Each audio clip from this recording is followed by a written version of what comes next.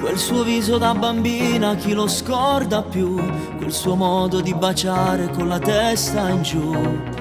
Ricordi semplici, le notti passate a sognare la vita. Pomeriggi insieme a far l'amore a casa mia. Quello schiaffo di suo padre per la gelosia. Quella sua ingenuità, che solo a guardarla le si vergognava. Sono passati già 10 anni, non mi scordo più. Lei si è fatta un'altra vita, non mi penso più. Mi è rimasto in do cuore quel sorriso semplice,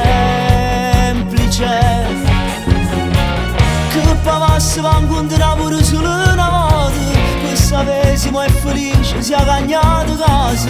Quella piccola ragazza adesso è già una donna ormai. Era bella, lei perfetta, senza un difetto.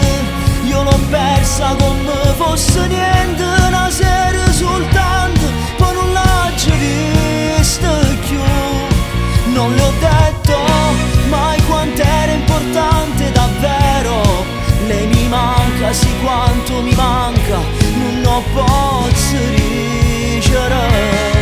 Che farei per gridarle ancora che l'amo, per rivivere tutti i momenti, per stringerla forte e non farla andare via.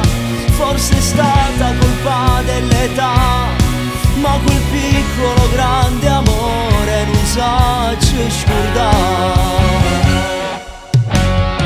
Vorrei guardarla negli occhi, dirle che mi manca, che sto sempre qua, che non l'ho mai scordata, che ho perso la cosa più importante per me. Era bella, lei perfetta, senza un difetto. Io l'ho persa come fosse niente, una sera soltanto, poi non l'ho già vista più. Non le ho detto mai quanto era importante davvero.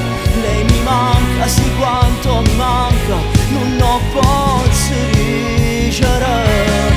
Che farei per gridarle ancora che l'amo, per rivivere tutti i momenti, per stringerla forte e non farla andare via. Forse è stata colpa dell'età, ma quel piccolo grande amore non sa scordare.